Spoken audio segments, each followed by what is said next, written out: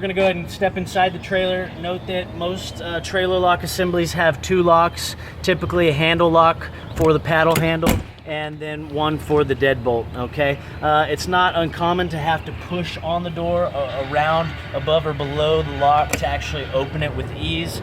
And we'll look at the inside of that lock system. You'll either find one or two levers, one for the deadbolt and possibly one for the handle lock itself. You will have some type of release to release the screen door, and then some type of cover, which we also call a bug door. And those slide shut on most vehicles. They slide shut, protecting the lock, right? So come on in the trailer. You'll find that if your trailer has a slide out, it's very confined until you open it. That's probably going to be one of the first things you do. Slide out buttons are typically located somewhere around the door in the entry area, sometimes located on the side of the cabinetry, in a compartment of sorts, but usually somewhere right when you walk in. On this particular trailer, you have one button labeled slide out room, in and out, or extend and retract on some. Go ahead and press and hold in the out position. Be sure that you have clearance, that your trailer slide out is not going to run into anything. Maybe have somebody out there observing, or open the windows so that you can see.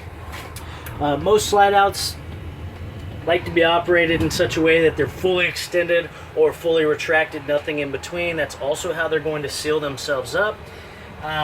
This particular trailer doesn't have any slide out locks to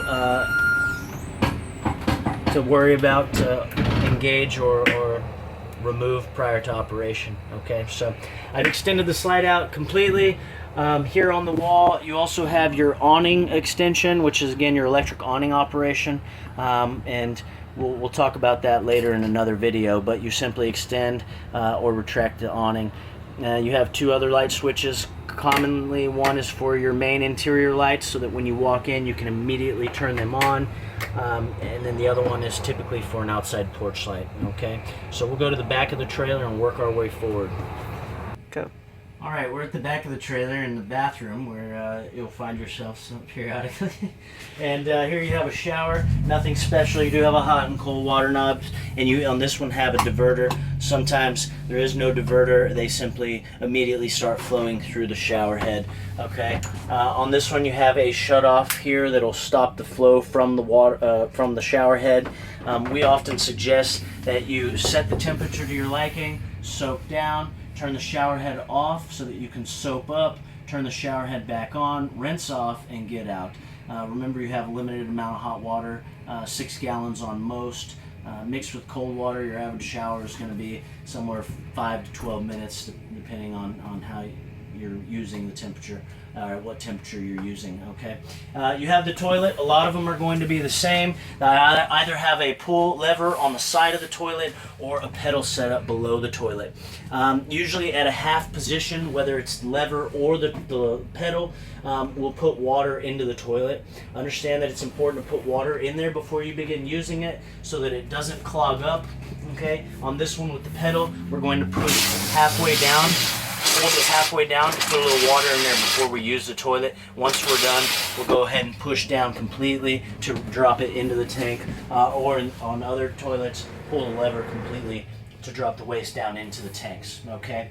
Now remember, when we talked about the chemical that you'll be using, it's important to put chemical into the toilet before you use it, and after you've dumped the vehicle on the exterior, opened your waste valves, close them off, you want to go ahead and put some more chemical in there, so again you can begin using it. All right, you'll find that you have liquid chemical, powdered chemical, chemical tablets, all different types of things. Whatever you're using, go ahead and follow the instructions on the back of the bottle. Okay, on this particular one, it asks that we only pour half a bottle down into the toilet. We're going to dilute it with some water. What we're doing is we're giving it enough substance to slosh around and stay in the bottom of the tank, cleaning everything. Okay. Once you put the chemical in there, it's good to use. Again, you don't have to put chemical in there until you've emptied the tanks and come back in. Okay, moving on. You have the sink in the bathroom. A lot of them nowadays are made out of a plastic or composite material to lighten the weight of the trailer. Be careful not to burn them or gouge them, right? You have wall switches that correspond with your lights in the bathroom. You usually have some type of ceiling vent. It's important not to travel with these open unless you have exterior cover, also known as a max air vent. You have usually some type of 12-volt fan to exhaust the steam and or smell in the bathroom. Those are handy. Very commonly in the bathroom you have GFI or GFCI, and these are little 110 breakers that more often than not control all your 110 outlets, even the 110 outlet that we looked at yesterday. Note that very often your microwave is not run through this as it's on its own circuit, but if you ever lose basic 110 power connections, check the GFI, see about resetting it, okay? If it doesn't reset, you've lost incoming power to the trailer, or you may have a faulty GFI. Look for other videos for further elaboration. Okay, one last thing on the toilet usage. You do have a special deteriorating toilet paper. If not, use special deteriorating toilet paper. You'll find it at RV, campgrounds, Walmarts, etc. It's marine or RV compatible or septic safe. Okay, it's usually a single ply paper. Keeps your system from clogging up. Okay, on this particular vehicle, you have bunk beds. Be sure to be aware of the capacities of the top bunks. I've seen them vary anywhere from 200 to 600 pound capacities, so be cognizant of that before climbing up there. Okay, this trailer has a ladder that folds out, very nice. Of course, be sure that anything that's around the slide out is stored and secured properly before operating the slide, so as not to damage them, right? Standard drawers and storage. Over on this trailer you have your monitor panel. This can literally be located anywhere within the trailer. I've seen them in kitchens near the entry door, and this one near the rear of the vehicle. Nonetheless, they're all pretty similar with some type of series of lights indicating your levels. Okay, so what we have here is a battery level, fresh water level, black water level from the toilet water, gray level, which is your bathroom, sink, and shower level, and then your galley, which on this trailer is a third tank, which is a secondary gray tank, which is only for kitchen water. Okay, here you have your tank levels, which are on an empty, 1/3, 2/3, and full basis, and then you have your battery level, which is low, fair, good, and charged. Okay, so on this particular unit, you'll press the button of what you're trying to check. We're checking the battery, which is indicating a full charge. Fresh water on this particular vehicle is currently empty. If you were to fill it up, it would correspond with full, and as you use it, it would deplete. Okay, you've got your black tank, which is empty, and that'll increase as you use it. Be sure not to let it overfill before emptying it. Same thing with your gray tank and galley. Note that these are very basic systems. More often than not, it's a screw in the side of a tank with a couple of wires, so there is room for error. Okay, if there's moisture in the tank, something on a sensor, they can read incorrectly, and it can require that you flush the tanks in order for them to read properly. So again, you don't have to completely rely on them, but it is a good guide and baseline. So right below this, on this panel, you'll also see that you have a water pump. Okay, on this unit, it's on right now. Turn that on and it'll draw water out of your water tank and provide pressure to all your systems, such as the toilet, sinks, and shower. Remember, you don't need the pump on if you're directly connected at the RV park or have a city water connection and or hose connected to the vehicle. Okay, I like to turn the water pump off when traveling or when not using it to prevent unwanted leaks or floods, right? So right below it on this trailer, you have your AC thermostat. This is a newer style thermostat. It's all digital. It's all push button. We've turned it to fan. We've hit the on button to cycle to cool, where you can adjust your temperature, and you can cycle the furnace or back to the off position. There is a delay on both turning the fan off and turning on. and once it reaches the desired temperature, it should cycle on and off. Some of your thermostats will have switches. They should work similarly, but we can talk about that later in another video. Anytime you have floor registers or wall vents, they typically are for heat only. Don't expect cold air out of them, as cold air is going to come out of your ceiling vents or central unit on some vehicles. You have a smoke detector here. It's just like the one at home, right? It sounds if there's smoke. It runs off of 12 volt. You may need to check the batteries periodically. Here's your refrigerator, okay? This one has an automatic function, so we're going to turn it on. It's currently set to auto, which means it'll automatically switch between propane and electricity. You don't have to mess with it. You can force it to gas function only, and remind you that it doesn't only run on gas, so be sure to have 12 volt battery, which is what we talked about outside in front of the trailer. And remember, you have 12 volt charge as long as you're plugged in, towing with the vehicle with the 7-round light connection and charge line, or if the battery had been previously charged. But on the gas function, it does run off of propane gas combined with 12 volt. If your 12 volt battery drops to a low level, it can shut off. So I prefer to leave it in an automatic function. Again, where it'll choose the source for you between electric or gas. All right. You have a freezer up top and a refrigerator down here. The freezer is okay for ice and ice cream, eggs, meat, and milk. No fish, no seafood. It's hard to get the smell out. It absorbs it, and you can't get it out. So just bring a cooler. Simple. Inside the refrigerator, a lot of them will have some type of thermostat inside the unit, and simply the height of this adjusts the temperature. Okay, if you ever find that you're missing the clip, or you need to re-clip it so that you can again hold that at a higher level, and the higher it goes, the colder it gets. Adjust it accordingly. If it's freezing produce, lower it, right? If it's not keeping dairy and perishables, then raise it. But that's how you're going to adjust the temperature, unless your fridge has some type of adjustment on the front, okay?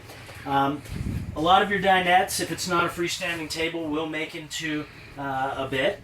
They're all a little different. Some have legs that fold out like a poker table of sorts. Some have posts that have to be removed. This particular one has posts. So what we're going to do is literally just lift up on the table, remove the posts from below. They can store just about anywhere. On this unit, the table will rest on the 3-point ledge for support.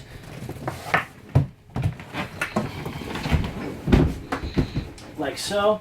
And then you'll oftentimes find flat cushions or cushion backs to fill in the gap, making the mattress. Okay. You'll have different types of couch beds, which can be anything from a futon style bed or jackknife sofa to hide-a-beds to platforms for air mattresses or even trifold couches. Take a look at it, see what you've got, or look out for future videos on the differences of couch beds. Okay, here in the kitchen, you've got stovetops. Not all vehicles have covers. Some have igniters that'll spark and light the appropriate burner. Some don't. This particular vehicle does not. It requires that you bring an outside lighter or have your own fire source matches. The knob corresponds with a particular burner. So what you would do is simply turn it to light, use a lighter to light the appropriate burner. Okay, be sure to turn them off when not using them. In order to close the cover on most, you do have to lift up so that it doesn't bend. And then for oven usage, you have a knob here with a pilot. You turn it to pilot, you press in. If you can see that spring action, you go ahead and press and hold in while lighting the pilot underneath, okay? And you can look at my other propane video to get further instruction on that. Once you've lit the pilot, go ahead and let it get hot so that it opens the gas line, adjust the temperature, and you're cooking. Turn it off in between use so that you don't have propane leaks, okay? above you usually have some type of fan and or light, and then here you have your microwave. On more often than not, it's just like a microwave you'd have at home. Sometimes you'll find that they have convection microwaves, and you can look into how to operate those. They both bake and microwave. Okay, be sure not to break the glass plate. Okay, on this vehicle, the water heater direct spark ignition looks like this, and how to operate is that you turn it in the on position once you get to the park. The light comes on, it'll stay on for about 30 seconds. Once the light goes out, it indicates that it's been lit. Okay, from that point on, 10 to 15 minutes later, you'll have hot water. At any point during your stay, if the red light comes on, it indicates that the pilot light has blown out. So it may be something outside the unit, rain, high winds, or you may have simply run out of propane. You can start by turning it off and back on to relight, or you can begin troubleshooting from there. Okay, but again, you can leave this on once you're stationary. It'll cycle on and off as you need it.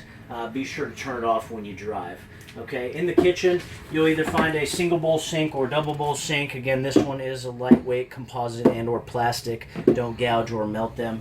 And then you have a sink top for more surface area. In this case, it's also doubles as a cutting board. Okay, your central AC unit, if it's ducted, usually has some type of air dump, which may be a central vent or a series of vents around the unit. When they're open, all of the air comes out of from around the intake to cool down the central area a lot quicker. Once it reaches a comfortable temperature, you can shut those vents off, and it'll feed the air throughout the vehicle and evenly distribute it throughout the vents. Okay, that's important for whoever's in the master bedroom, right? But when you get in the vehicle, you can open it up, cool things down a lot quicker. Do note that it runs at a 2 to 3 amp higher. It runs at higher ampage, so it can decrease your efficiency. If you start having any breaker issues, that's going to be one of the first things you're going to shut off and close out. Okay. Moving on, you have your TV.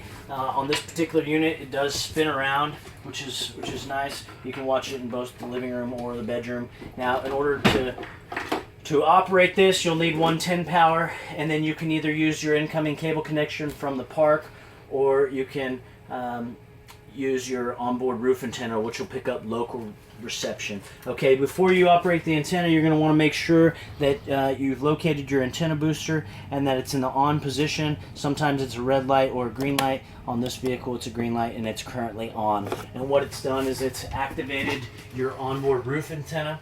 So now that we're parked and stationary, we can go ahead and crank it in the up position. Okay, and if you take a look outside the trailer, you'll see a 3-foot T antenna up there. Be sure to put this down before you travel, okay? I like to hang the keys on here, 1, so you don't lose the keys in the commotion of everything, and 2, so you'll remember to crank it down before you leave. But nonetheless, nowadays they are digital antennas, and you usually don't require any fine-tuning or adjustment, but you crank them up, you go to your TV. In the menu setting, you're going to find some type of setup, or auto channel search, auto scan, auto find, something of that nature. Go ahead and select it, and then select what you're searching through, the antenna or cable service. And you're going to have to do this each and every time you switch cities or towns, and you may have to do it on each and every TV in the vehicle if you've got multiple TVs. Okay, so once you've searched, let it run its course. It'll find any local channels, and you can start watching TV. Okay, one thing to remember is if you have incoming cable connection outside, you need to turn your antenna booster off so that you can actually allow the incoming cable feed. Okay, so that's enough about the TV. Hopefully you're out camping and have a good time. You got a DVD player here that feeds to the TV, AM, FM, CD, stereo. In this particular trailer, it plays inside or outside. You use your ABC selectors to get that going. I'm sure you can figure that out. Okay, and then in the bedroom here,